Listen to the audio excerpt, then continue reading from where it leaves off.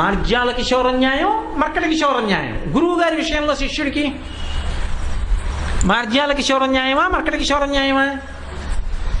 గురువు గారిని కోతి పిల్ల కోతిని పట్టుకున్నట్టు పట్టుకోవాలా, గురువు గారు శిష్యుడిని పట్టుకోవాలా?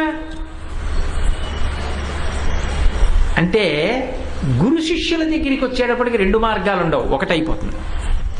మొదట మర్కట కిశోర న్యాయం, గురువు గారి పాదముల దగ్గరికి వెళ్ళి విశ్వాసంతో ఆయన పాదం పట్టుకోవడమే. తర్వాత ఆయన నిన్ను వదలడం. ఎంత వదలడో తెలుసా? ఆయన శరీరం వెళ్ళిపోయిన తర్వాత కూడా వదలడం. ఆయన శరీరం ఉండదు, కానీ ఆయన శరీరము లేకపోయినా రక్షణ చేస్తుంటాడు. నా సమాధి నుండియే నేను పలికి రక్షిస్తానంటుంటారు. అది విదేహముక్తి అంటారు. ఇక శరీరం ఉండడానికి వీల్లేదు, ఎందుకంటే ఈ లోకానికి ఓ ధర్మం ఉంటుంది. ఆ ధర్మం ప్రకారం ఈ శరీరం ఉండదు.